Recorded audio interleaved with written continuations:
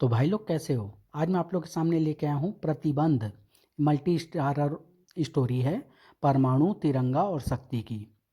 चलिए कहानी स्टार्ट करते हैं। देश इसलिए सुरक्षित है क्योंकि देश की सुरक्षा करने वालों की निगाहें देश पर मंडराने वाले हर संकट पर हर समय टिकी रहती है। आज भी टिकी है। रेडार किसी चीज के अनाधिकृत रूप से भारत की सीमा में प्रवेश की सूचना दे रहा है। पता करो क्या चीज है। मिसाइल, पाकिस्तानी मिसाइल, उस पर चांद सितारा बना हुआ है। इस मिसाइल का टारगेट तो दिल्ली है, इसे रोको वरना अनर्थ हो जाएगा। पलक झपकते ही मिसाइल को रोकने के प्रयास शुरू हो गए। कुछ पलों के लिए सारा आकाश आतिशबाजियों से गूंज उठा और जब वे आतिशबाजियां बंद हुई तो बम सुरक्षा करने वालों के मस्तिष्क में फूटे। ओ माय गॉड, इस मिसाइल को तो खरोच तक नहीं आई। हाई कमान को खबर कर दो, अब मिसाइल नहीं रुक सकती। उस मुसीबत को रोकने वालों ने हाथ खड़े कर दिए। इसी के साथ दिल्ली की तबाही निश्चित हो गई और उस तबाही के होने में अब कुछ ही क्षणों की देरी थी। उस तबाही के मंजर की गवाह बनने वाली हजारों आंखों में मौत के आतंक के सिवा और कुछ नहीं था। अचानक उन आंखों में आश्चर्य भरता चला गया। सभी को मिसाइल अद्भुत तरीके से हवा में रुकती दिखाई दी थी और दिखाई दिया था उस मिसाइल को रोकने वाला। दिल्ली में ऐसी मुसीबतों को एक ही शख्स रोक सकता है, दिल्ली की छत कहलाने वाला परमाणु। अपने हाथों से अद्भुत पिंजरा निकालकर मिसाइल को हवा में रोकने वाला यह कौन है? हाँ, परमाणु ही है ये, जिसने अपने शरीर पर कोई नई ड्रेस पहन रखी है। हे परमाणु, मैं परमाणु नहीं हूँ, मैं प्रोटॉन हूँ, भारत का नया सुपर हीरो, दिल्ली का नया रक्षक। मैं दिल्ली की छत बनूंगा।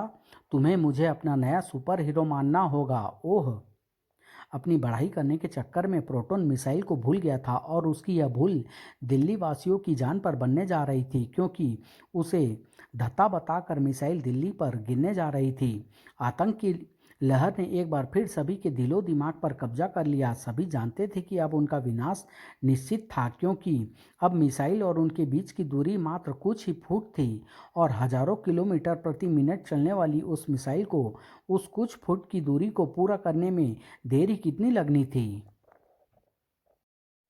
लेकिन तभी कुछ फुट की वह दूरी कई किलोमीटर की दूरी में बदलती चली गई और उस दूरी को बदलने वाला था परमाणु। बड़ाम, हमारा सच्चा रक्षक, हमारा रियल सुपर हीरो। नहीं, तुम्हारा असली सुपर हीरो मैं हूँ। मुझ में परमाणु से ज़्यादा पावर है। परमाणु मुझसे तेज नहीं उड़ सकता। मैं परमाणु से कई गुना अधिक शक्तिशाली प्रोटॉन पावर से ऐसे स्ट्रक्चर बना सकता हूँ जो इंसानी बचाव के लिए ज़्यादा यूजफुल साबित हो सकते हैं।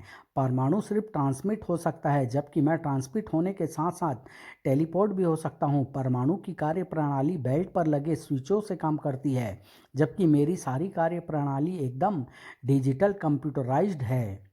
मुझ में परमाणु से ज़्यादा मारक क्षमता है। देखो, सचमुच तुम में ज़्यादा ताकत है, लेकिन फिर भी तुम हमारे सुपर हीरो नहीं हो, क्योंकि तुम परमाणु नहीं हो और जो परमाणु नहीं वह हमारा सुपर हीरो नहीं। ओह, मेरी छोटी सी गलती के कारण लोगों ने मुझे सुपर हीरो नहीं माना। अब मैं कैसे बताऊंगा कि इस शहर में मेरे जैसे सुपर हीरो की ज़रूरत नहीं। सुपर हीरो की जरूरत यहाँ थी। बस खाई की तरफ जा रही है, रोको उसे, नहीं रोका जा सकता। बस के ब्रेक फेल हो चुके हैं। नहीं, ओ माँ। ड्राइवर की बात सुनते ही सभी के कंठों से चीख निकल गई और खाई के मुहाने पर पहुंच गई। उस बस को देखकर कोई भी यह कह सकता था कि ये बस में सवार यात्रियों की अंतिम चीखें थीं। बस सैकड़ों फुट गहरी खाई में गिरने वाली थी, लेकिन गिरी नहीं, या यूं कहें कि उसे गिरने नहीं दिया उन बर्फीली मोटी रस्सियों ने जो उसके हाथ से निकली थी, जो अपने आप को कह रही थी, चंडी, मेरा नाम चंडी है और मैं तुम्हारी नई रक्षक हूँ। मैं तुम्हारी रक्षा करूँगी और तुम्हें सचमुच जीवन जीने का अधिकार दूंगी। सचमुच ये तो ऐसा कर सकती है और इसका सबूत इसकी ये शक्तियाँ हैं जिन्होंने हमारी जान बचाई है। वाह, लोगों ने मुझे अपना रक्षक मान लिया। मैं अपने पहले कारनामे के साथ ही सुपर हीरोइन के रूप में स्थापित हो गई। आई! अचानक चंडी के कंठ से चीख निकल गई। इसका कारण था उस पेड़ का उखड़ जाना जिसके सहारे अपनी बर्फीली रस्सियों को बांधकर चंडी ने बस को गिरने से रोक रखा था। इसी के साथ बस खाई में गिरने और कई जिंदगियां ऊपर पहुंचने जा रही थी। लेकिन कोई ऊपर नहीं पहुंचा क्योंकि बस खाई में नहीं पहुंच पाई। वह हवा में लहरा रही थी। शक्ति की वजह से किसी औरत की चीख ने मुझे यहाँ पहुंचाया। लेकिन मुझे तो इस बस में एक भी महिला दिखाई नहीं दे रही। एक मिनट, महिला बस में नहीं, वहाँ है। वही वही चीखी थी, लेकिन उसने तो अजीब सी ड्रेस पहन रखी है। मुझे उससे पूछना होगा। कौन हो तुम? चंडी, इस शहर की नई सुपर हीरोइन। Super heroine? और तुम तो हमें बचाकर अपनी तारीफ करने में लग गई और उसकी वजह से हम एक बार फिर मौत के मुंह में चले गए। इस तरह की नहीं होती सुपर हीरोइन। सुपर हीरोइन तो इस तरह की होती है जैसे शक्ति है, वह सबसे पहले लोगों को बचाती है और फिर बिना अपनी तारीफ किए वापस लौट जाती है। बिफर पड़ी चंडी, शक्ति अपनी तारीफ इसलिए नहीं करती क्योंकि तारीफ करने लायक उसमें कुछ नहीं है। अरे सिर्फ गति ही तो है ना उसमें, बाकी और ऐसा क्या है जो मेरे पास नहीं। वह अपनी ऊष्मा से किसी को तड़पा सकती है तो मैं अपनी अत्यधिक कोल्ड रेज से किसी के भी रगों में खून जमा सकती हूँ। वह अपनी अग्नि के ताप से कुछ भी बना सकती है तो मेरी कोल्ड रेंज भी किसी भी चीज़ का निर्माण कर सकती है। वह अपने आप को देवी कहती है तो मैं भी आधुनिक विज्ञान का जीता जागता आश्चर्य हूँ। इसलिए जब शक्ति सुपर हीरोइन हो सकती है तो मैं क्यों नहीं? बोलो, मैं सुपर हीरोइन हूँ या नहीं? आह! शाबाश! अब मैं जाकर किसी को यह खबर देती हूँ कि इस शहर के लोगों ने मुझे सुपर हीरोइन मान लिया। जाने क्या चक्कर है जो यह खुद को सुपर हीरोइन साबित करने को मरी जा रही है। प्रोटॉन और चंडी की तरह ही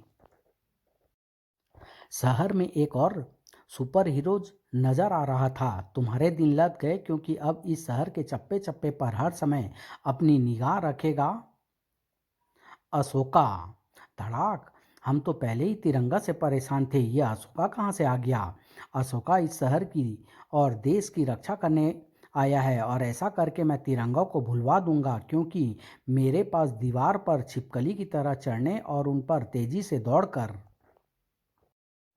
पलक झपकते ही अपराधियों तक पहुंच जाने की पावर है। धड़ाक! मेरी स्पेशल स्टील से बनी रस्सी हाईटेक है जो सिर्फ इशारे से ही रॉकेट की गति से अपने लक्ष्य तक पहुंच जाती है। ये रस्सी अपने आप जाल के रूप में बुनकर अपराधियों को जकड़ लेती है। और यह मेरा लाबादा ना सिर्फ फायर प्रूफ है बल्कि बुलेट प्रूफ भी है। छोटा मोटा रॉकेट भी इसे नहीं भेज सकता। अब बताओ, यह शहर मुझे अपना सुपर हीरो मानेगा या नहीं? ओह, ये शोर कैसा? क्या हुआ? उधर वर्ल्ड ट्रेड सेंटर नामक इमारत में टाइम बम रखा हुआ है। बम बहुत शक्तिशाली है, कभी भी फट सकता है। ऐसा है तो मुझे तुरंत ही अपने आप को सुपर हीरो साबित करने के लिए वहां पहुंचना चाहिए।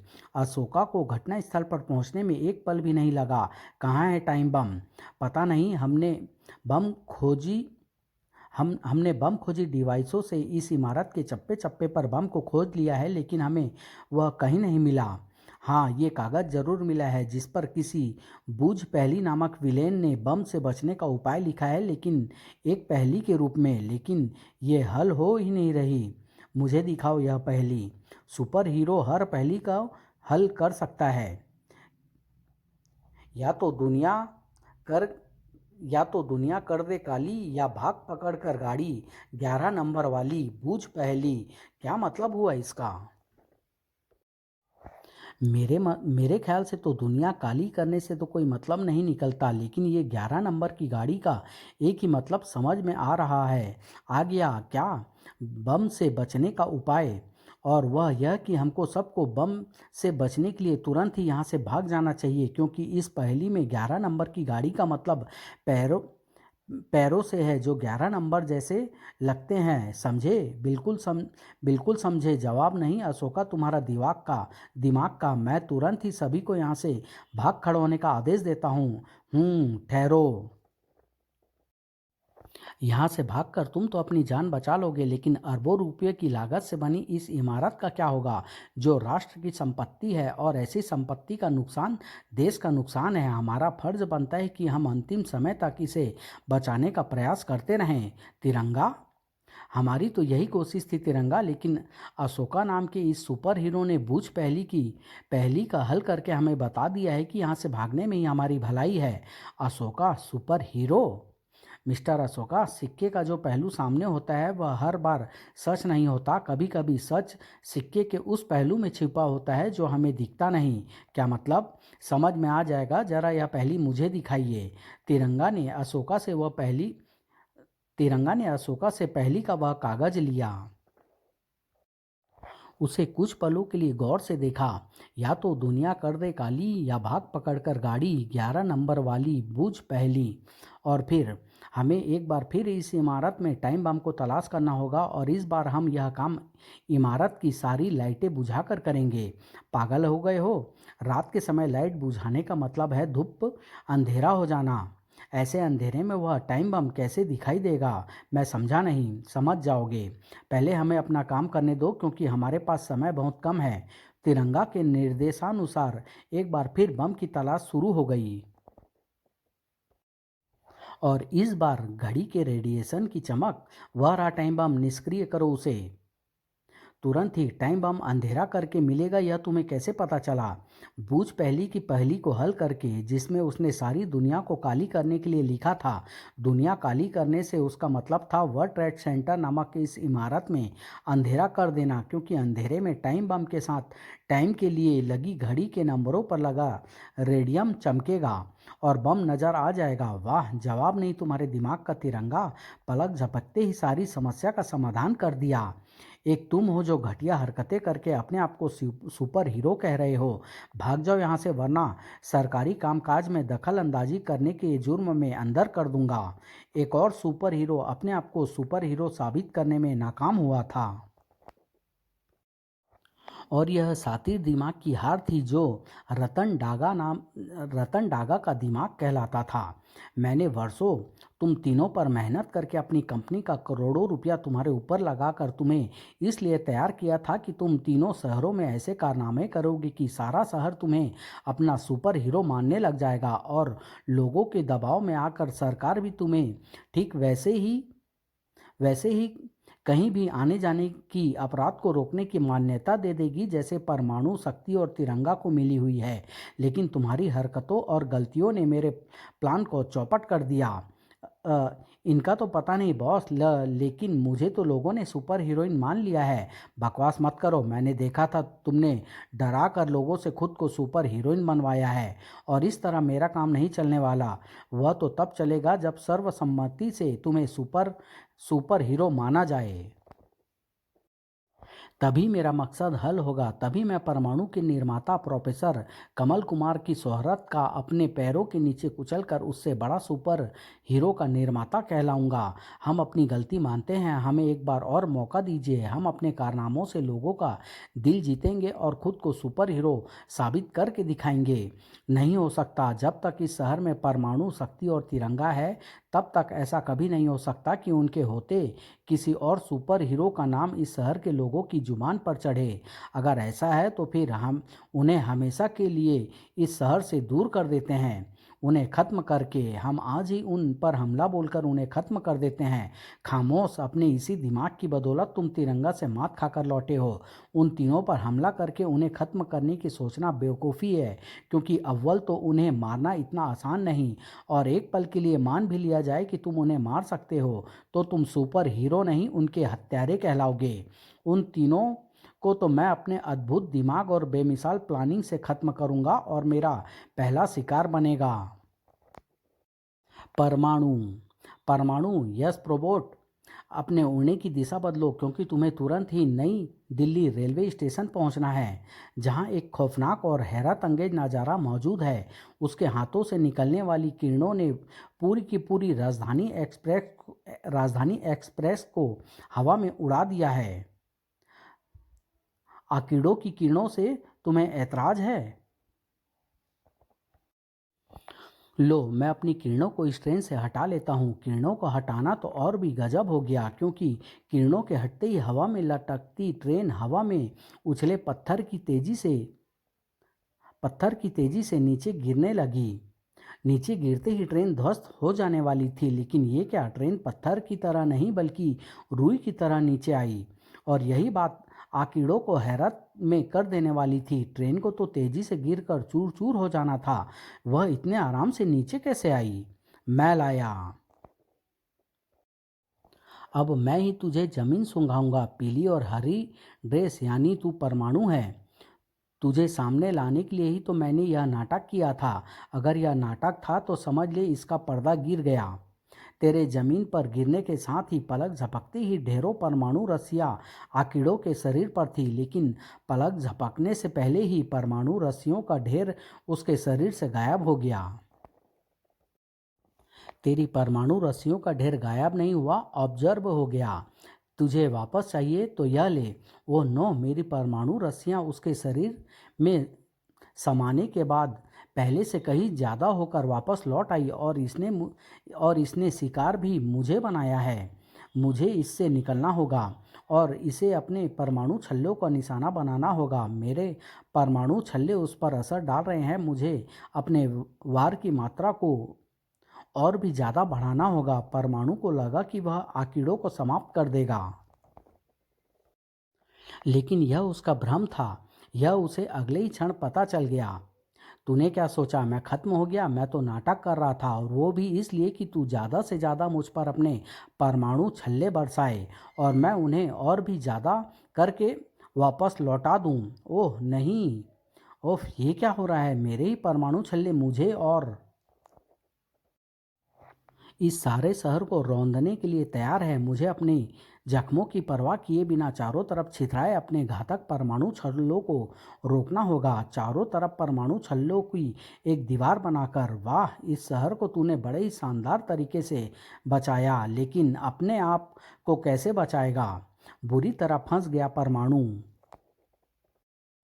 और इसी के साथ आकिड़ों का ठहाका और भी बुलंद हो गया।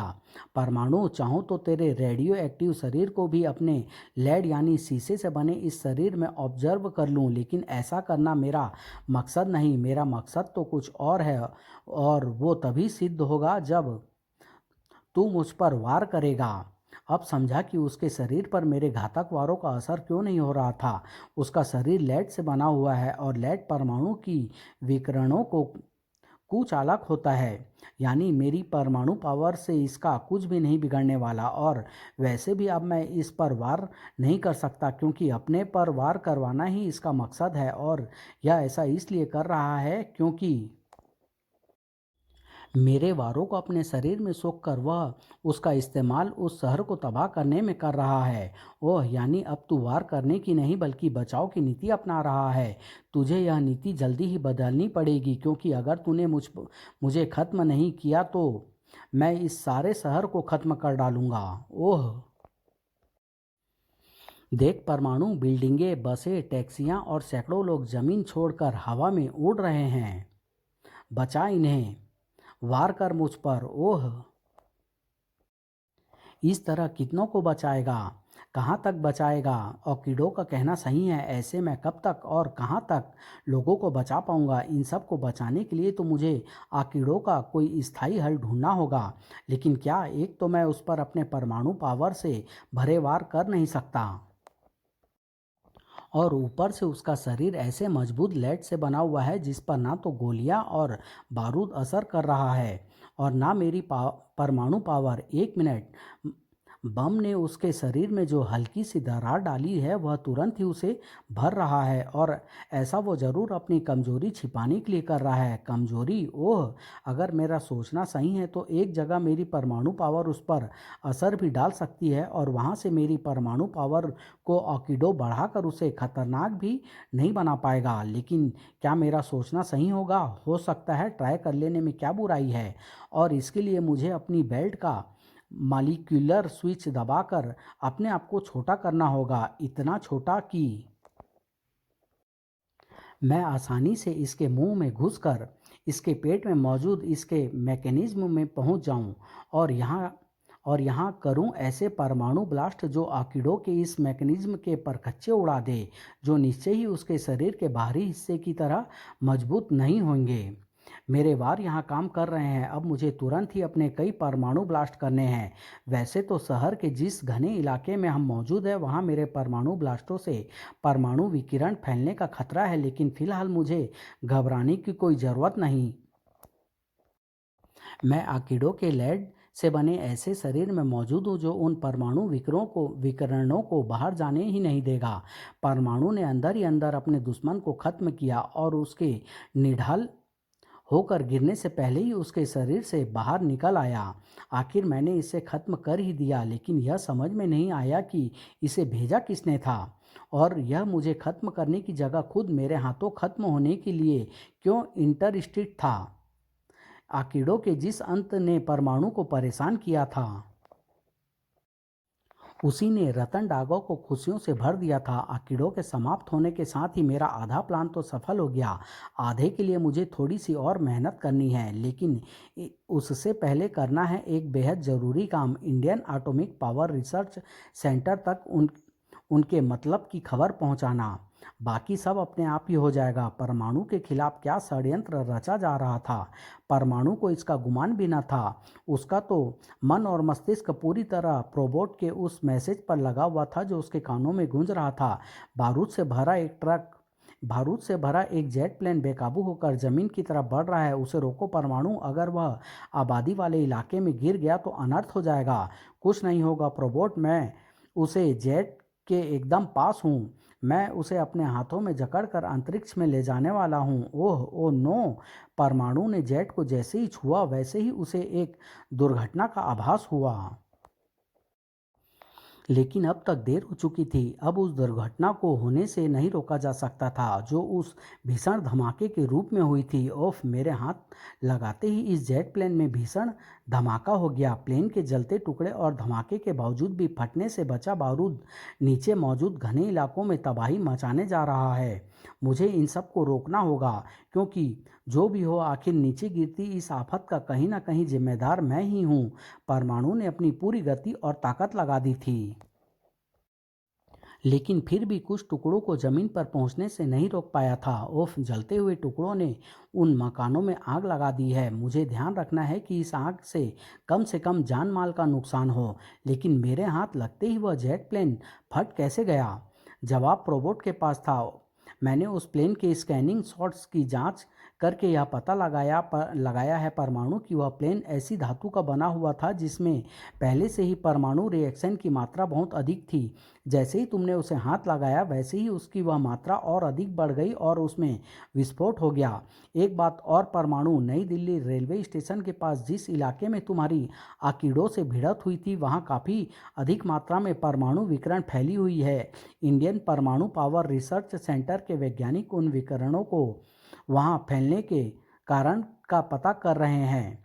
वो तो अच्छा हुआ कि उन वैज्ञानिकों ने समय रहते लोगों को वह सारा इलाका खाली करने के निर्देश दे दिए थे, और लोगों ने तुरंत ही उन निर्देशों का पालन भी किया था, वरना उन परमाणु विकिरणों का लाखों लोगों पर बहुत ही बुरा असर पड़ता। परमाणु विकिरण वहाँ कैसे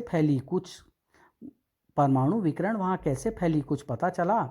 नहीं, अभी जांच जारी है, उन वैज्ञानिकों की और मेरी भी। लेकिन इतना पक्का है कि इस जांच का जो भी नतीजा सामने आएगा वह चौंका देने वाला होगा। परिणाम चौंका देने वाला नहीं, उछाल देने वाला था।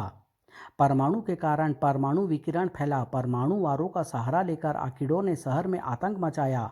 परमाणु की अदूरदर्शिता ने परमाणु एक्टिव एक प्लेन को ध्वस्त किया, सैकड़ों घर स्वाहा। परमाणु पावर रिसर्च सेंटर की रिपोर्ट, दिल्ली की छत कहलाने वाला परमाणु ही दिल्ली के लिए सबसे बड़ा खतरा।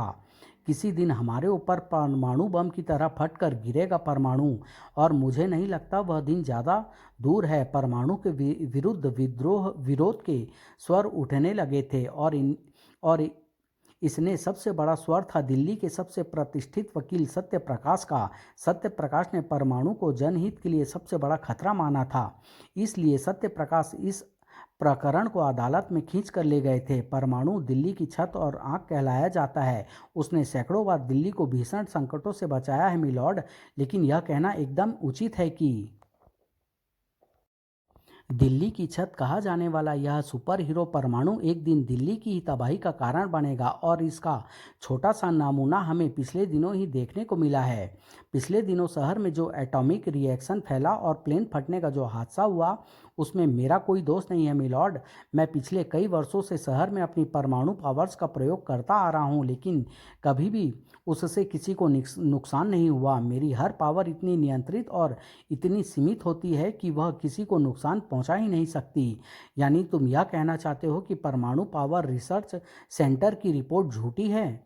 नहीं, यह रिपोर्ट एकदम सच्ची है। उस दिन शहर में परमाणु विकिरण फैला, लेकिन मेरी वजह से नहीं, आकीड़ों की वजह से। उसे बनाने वाले ने उसे इस तरह से बनाकर भेजा था कि वह मेरी पावर्स को अपने शरीर में सोखे और उनका दुरुपयोग करे। और रही बात जेट प्लेन के हवा में फटने की, तो उसके बारे में भी यह सिद्ध हो चुका है कि उसे भी पहले से ही इस तरह प्लान किया गया था कि वह मेरे हाथ लगते ही फट जाए। मेरे खिलाफ कोई षड्यंत्र रचा गया था मिलॉर्ड।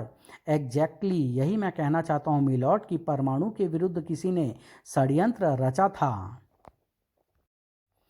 लेकिन जरा सोचिए मिलॉर्ड, अगर उस षड्यंत्र रचने वाले ने यह षड्यंत्र रचा होता कि परमाणु परमाणु बम बनकर दिल्ली पर गिर जाए तो क्या होता? अगर उसने यह रचा होता कि मैं यहाँ की जनता परमाणु के हाथ लगाते ही फट जाए तो क्या होता? सांप सूंघ गया था सभी को। सत्य प्रकाश की दलीलों ने सभी की बोलती बंद कर दी थी। जज ने अपना फैसला सुनाया। केस के अभी सभी पहलू सामने नहीं आ पाए हैं। इस केस पर कोई फैसला लेना जल्दबाजी होगी, इसलिए यह अदालत अपना फैसला अभी सुरक्षित रखती है और परमाणु को आदेश देती है कि जब तक यह अदालत अपना फैसला न सुना दे, तब तक वह अपने आप को सस्पेंड समझे, यानी फैसला होने तक वह परमाणु नहीं बनेगा। ओह, अदालत के इस फैसले ने रतन डागा को जश्न मनाने के लिए मजबूर कर दिया। यही चाहता था मैं, इसलिए तो मैंने आकीड़ों को परमाणु से टकराने के लिए भेजा था और मेरी इस चाहत को सत्य प्रकाश नामक वकील ने आकर मानो नया जीवन दे दिया।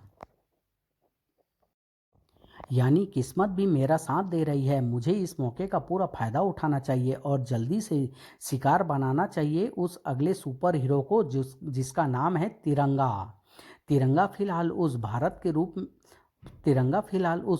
के रूप में था जो वकील सत्य प्रकाश का सहयोगी था। सत्य प्रकाश जी एक घनिष्ठ मित्र विकास मोहन जी को इस शहर में होने वाली राजनीतिक हलचल ने सीएम बनने का मौका दिया है। आज शाम वे सचिवालय में होने वाले समारोह में सीएम के पद की शपथ लेंगे। परमाणु के केस में बिजी होने के कारण सत्य प्रकाश जी उन्हें बधाई देने नहीं पहुंच पा रहे हैं, इसलिए अपनी तरफ से उन्होंने मुझे मोहन साहब को बधाई देने के लिए भेजा है। और मोहन साहब का घर यहाँ से ज़्यादा दूर नहीं है। भारत उर्फ तिरंगा जिस घर पर पहुँचने जा रहा था, वहाँ कोई और पहले से ही पहुँच गए थे और उनके हाथों में थमे हथियार वहां मौजूद सुरक्षा कर्मियों को यमराज के पास पहुंचा रहे थे।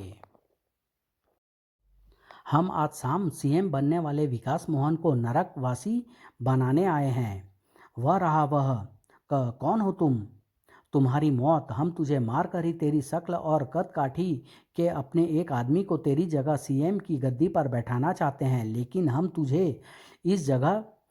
तुझे उस जगह ले जाकर मारेंगे जहां से तेरी लाश को आसानी से गायब किया जा सके। चलो हमारे साथ। मेरे ख्याल से कहीं जाने की ज़रूरत नहीं है। तुम्हें ले जाने के लिए पुलिस और उनकी गाड़ियां यहां आ जाएगी और पुलिस की गाड़ियों तक पहुंचने के लिए तुम्हें अपने पैरों की जहमत भी देने की ज़रूरत नहीं है। मैं तुम्हें इस लायक कर रहा हूं कि तुम्हें पुलिस वाले उठा उठाकर गाड़ियों में पहुंचाए। बहुत बोल रहा है। गोलियां भर कर इसके मुंह को बंद करो। मौत की राह में भी जो बजा सकते हैं जिंदगी का साज, मधुर गीत सी लगती है उन्हें गोलियों की आवाज़। ये कहानी भी मैं यहीं समाप्त कर रहा हूँ। 2 भागों में लेके आऊँगा, बहुत जल्द आप लोग के सामने लेके आऊँगा। धन्यवाद।